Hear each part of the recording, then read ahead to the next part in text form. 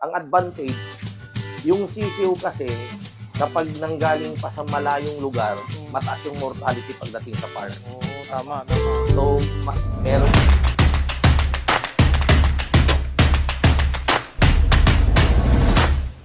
Mapagpalang araw sa ating lahat, mga totoong mga hinday, kaway-kaway. Yan, sa araw po na to, andito po ako sa Dagupan City, Pangasinan. At kasama ko po ngayon yung may-ari dito, si Sir Sidney Lumboy. Cap Sidney Lumboy, Yes, sir. kaway-kaway po tayo. Welcome Cap. po kayo. Welcome po Ayan. kayo sa amin. Ayan, thank you po. At sobrang tagal na po naming followers to si Cap Sidney, no? Sobrang Panahon pa ng pandemic. pandemic. Nung nag-uumpisa pa lang kayo. Ayan, thank you ka pa. Ayan, oo. Very supportive. Ayan. Yan, so, Nagpapasalamat din ako dahil nakapunta kayo dito sa amin. thank you Ayan, po. nakabisita. Karoon ako ng chance para ma-feature nyo sa inyong sikat na channel. Thank you po, Kapa. Tsaka sa mga gustong mag-try ng kanilang seafoods restaurant dito sa Sydney Seafood Restaurant, Divinisha Highway. Yan, Dagupan puntahan nyo po City. dito. So, pag-usapan po natin ngayon yung Pogo Industry dito sa kanila. So, makikita nyo po. So, panoorin nyo po yung video. Breeder to. Breeder. Ang gagawin ko sa Pugo, Mhm. yung mga gustong mag-breed, Mhm. sa akin bibili ng PS Aha. or yung tinatawag natin na parent stock Mhm. para sila na yung mag-breed ng sarili nila. Pag pinapisa nila yon, yung pipisang sisiw, yun na yung paitlogin nila, palalaki nila para may itlog. So, ang ibebenta ko, breeder. Breeder. Ayun, breeder. Mhm. Ayun. So, by next year, lalabas. Hindi pa nag-start. Yung gumagawa pa lang ako Gumagawa pa ng lang. breeder. Mhm. So, pinapadami. Pala. Oo. Ang ipoproduce nito mamaya, yung breeder. Mhm. Oo. Ayos Siyempre, pagka ganun, first lang sila bibili. First time lang. Ang next nila na, magpapapisa na sila. Diretso na yun. Pag nakabili sila sa akin ng breeder, Mhm. lahat ng sila na mismo yung mag-produce ng sarili nilang Next sisiw. Sisiw. Oo. So, ang advantage nun, compared dun sa bumibili lang sila ng sisiw dati Oo. sa mga breeder, ngayon, sila na yung magpapaitlog and then ipapapisa na nila. Mhm. Ang advantage, yung sisiw kasi, kapag nanggaling pa sa malayong lugar, mataas yung mortality pagdating sa farm. Oo, tama, tama. So, meron yung mga ganyan, yung parang nag-split, Disable. ganyan, nangihina kasi sa layo rin ng biyahe. Oo. So, sa ngayon, sa gagawin natin na sila na yung magpapapisa ng itlog. Bibili na lang sila ng incubator. Ayun. Yun yung malaking tulong sa mga nagplanong mag-alaga ng pugo. So, saan po yung target market nyo, Cap? Kung lahat, kung sino yung Nationwide. nationwide. Ayun, maganda. Ano yung target na, na counts or numbers dito sa breeders mo sa Pugo?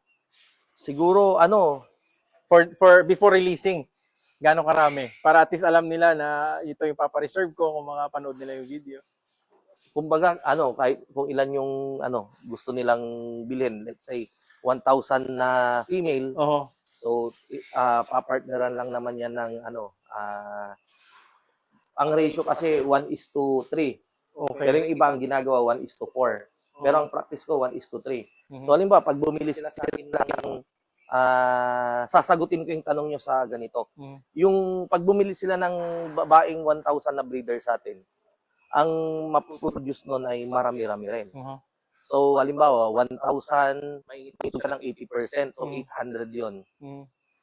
Sa 800 kasi na na-produce mo, at nilagay mo yun sa incubator, 1/3 nun, ang rule ko, 1/3 na yung bugok, Mhm. unhatched, Mhm. yung may mga peps, ganyan na, Mhm. penoy, gano'n. Oo. 1/3 is lalaki, Oo. 1/3 is babae. Okay. So, sa 900 na lang para madaling kwentahin. Oo. Assuming na nangitlog yung 1,000 heads natin ng 90%. Oo. So, meron tayong 900 eggs Okay. daily. Oo. Isasalang natin sa incubator, Mhm. ang babae natin nun ay 300. 300. Kasi 300 si babae, Oo. 300 si lalaki, 300 si bugok, Ayun. penoy, or may peps. Oo. Ganon yung standard na rule of Counting. thumb, Oo. counting. Mhm. So, yung 300 na babae, so kung may breeder ka, 1 month mo siyang, in 1 month, makakaproduce ka ng 9,000 na Sa 900. puruhan Mhm. sisiw na babae na yon. Mhm. Out of 1,000 na breeder, Mhm. 1,000 heads. Eh, gagamitin mo naman yan, kahit na 1 year. Mhm. So, So, marami. Gaano kaganda ang Pogo industry sa ngayon? Tingin mo? Ang pugo, sa totoo lang, Mhm. maganda ang pugo basta may market ka. Mhm. Pero kung walang market, Hindi talaga maganda. hindi maganda. Hindi, ito, honestly, kilala nyo naman po ako kung meron tayong vlog, hindi naman natin to nadidiscuss sa Mang Mags channel natin. Mhm. Pero ito yung kagandahan eh. Mhm. Ikaw nang nagsabi, sir. Oh. Anong sabi mo? Gaano kaganda? Sabi ko, basta may market. Pero, Pag walang market, di maganda. Yan. So, please follow nyo po si Mang Mag, si Cap Sydney Lumboy. Ito sa Dagupan. So, itong ginagawa niya din po is part ng kanyang advocacy to help the community. So, Yes. pag may mga ganito kasi, maraming matutulungan. sir, idagdag natin. Siguro, bibigyan ko kayo ng tip. Sa mga gustong mag-alaga ng pugo, start po kayo during vacation, summer vacation. Mag-load kayo ng sisiw during April, May. Para kapag nangitlog siya, pasukan na sa June. Kasi kapag yung pugo ninyo nangingitlog yan during summer vacation, wala pong bibili ng itlog. Konti po yung demand.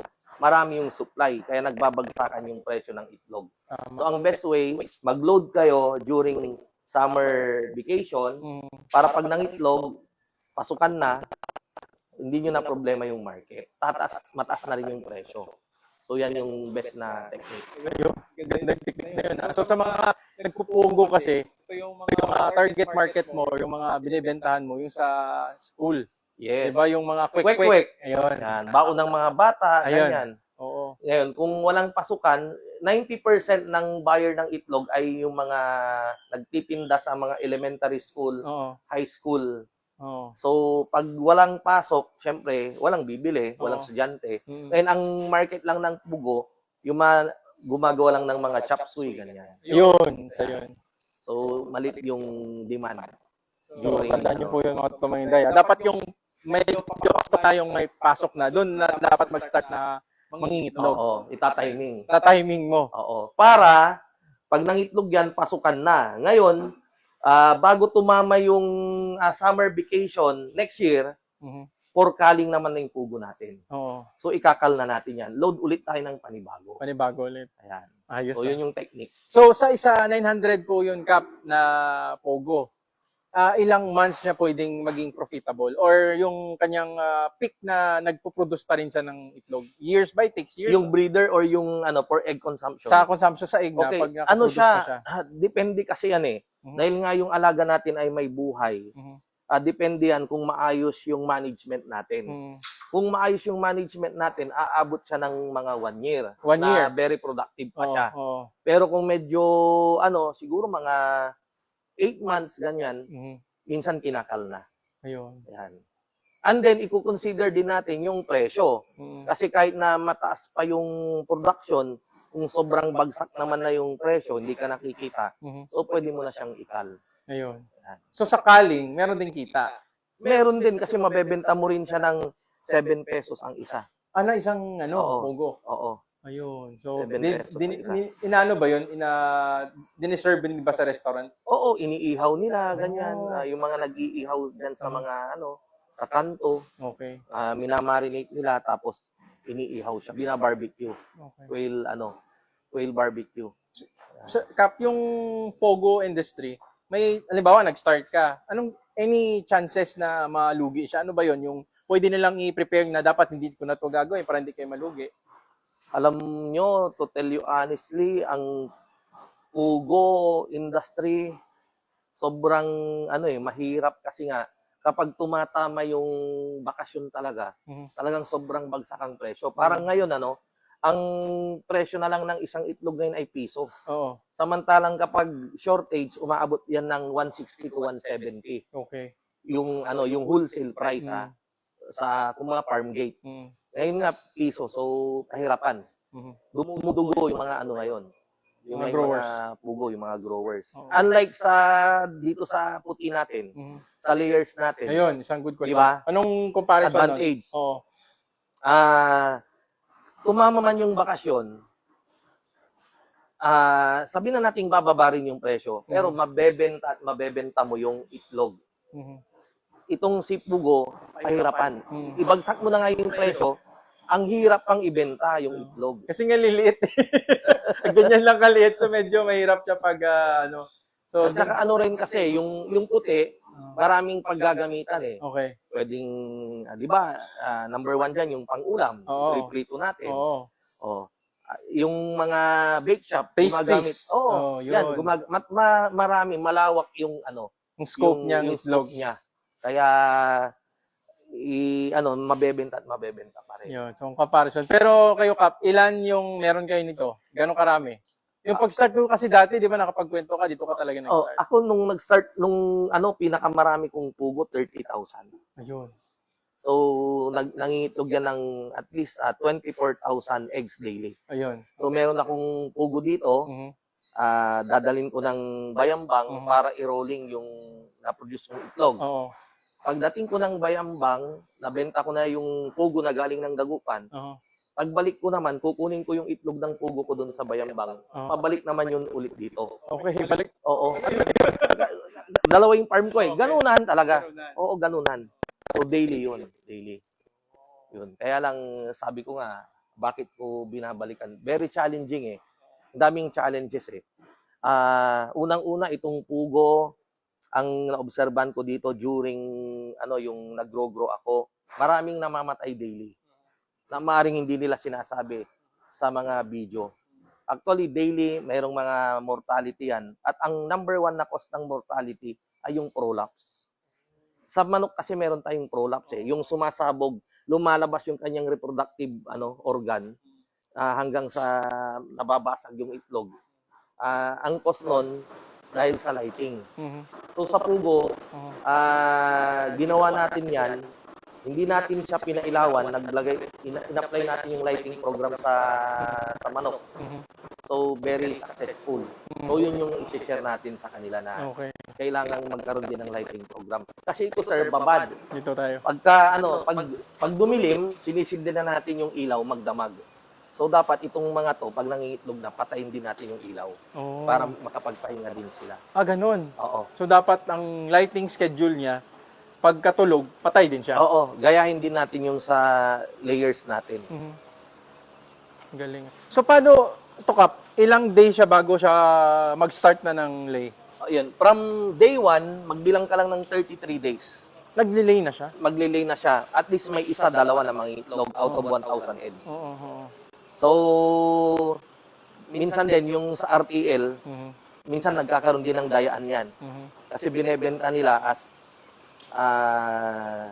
30 pesos, 32 pesos, sasabihin na in 2 weeks mangitlog na. Oo. So kung titignan natin, dito sa atin, 33 days, mangitlog na. Eh, kung 2 weeks, so 33, parang 19 days lang yon. Oo. Oo. 19 days lang. Ganon Kasi kabilis. magdagdag ka ng 14 weeks, Mhm. magdagdag ka ng 14 days, that is 33 days. Mhm. Yan.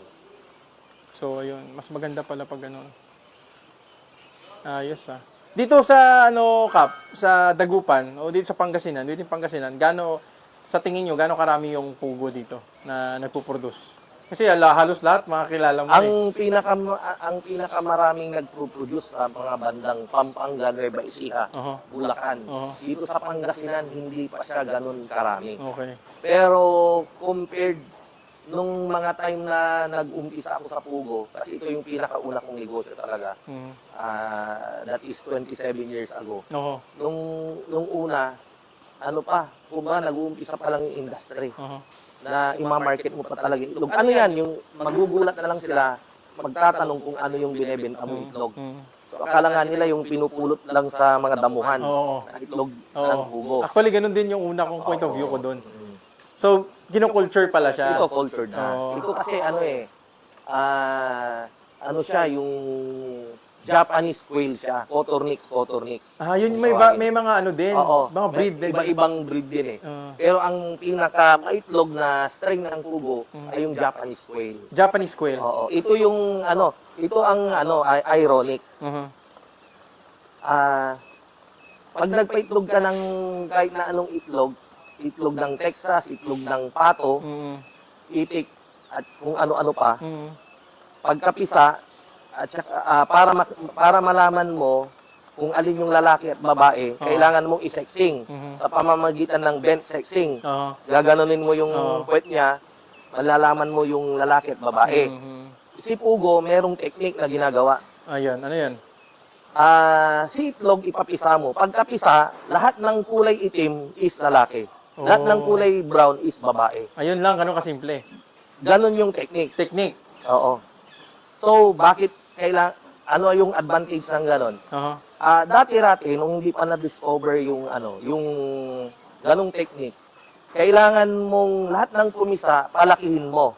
And then, after 2 weeks, 14 days, at saka mo lang ma-identify kung sino doon yung lalaki at babae. Ayun. So, ang problema, pinalaki mo yung lalaki, pinakain mo, na wala namang silbi. Ayun.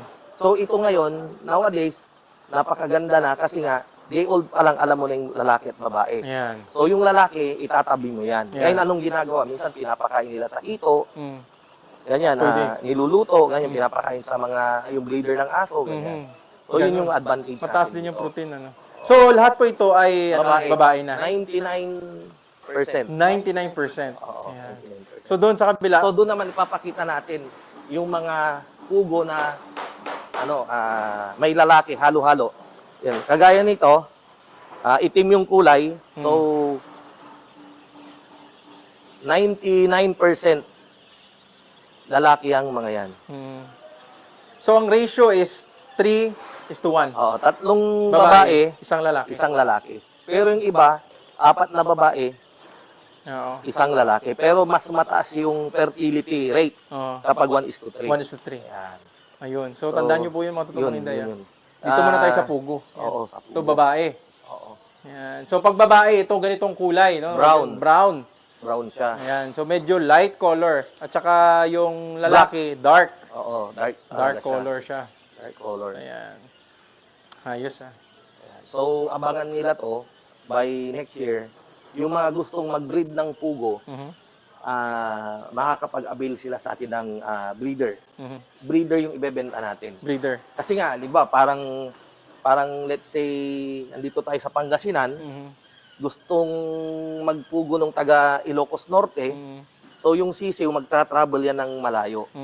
So pagdating doon, mahina na yung sisiw. So hindi mo maiwasan yung mortality. Maaring buhay siya pagka-deliver, pero maya-maya makikita mo na yung impact ng stress niya, kaya mamamatay, nanghihina. Kalaunan namamatay. Kalaunan, hanggang sa mataas yung kanilang mortality.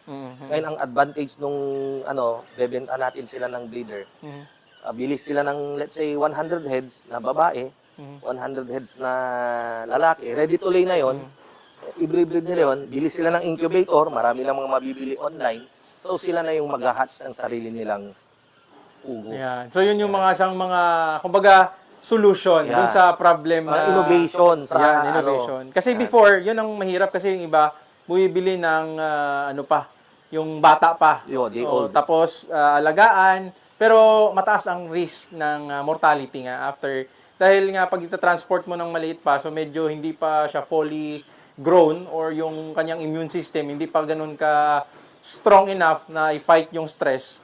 Pagdating sa inyo, medyo okay after 2 days, yun, medyo bababa na yung kanilang mga immune system, namamatay sila kalaunan. Okay. So ito na yung strategy ngayon at ito, follow niyo po si Mang Mag sa YouTube, sa Facebook. Yan, si Cap Sydney Lumboy. Yan. So ito. Tsaka kung gusto niyo matikman yung masasarap na breakfast at mga kainan dun sa Sydney's restaurant nila. Seafoods restaurant, may seafood sila dito. Along the way lang. Saan nga to? Anong barangay nga yung Cap? Divinesia. Divinesia. Divinesia Highway, Dagupan City. Ayan. Okay. Search nyo na lang. Pwede searchable naman sa Google. Seafoods Restaurant.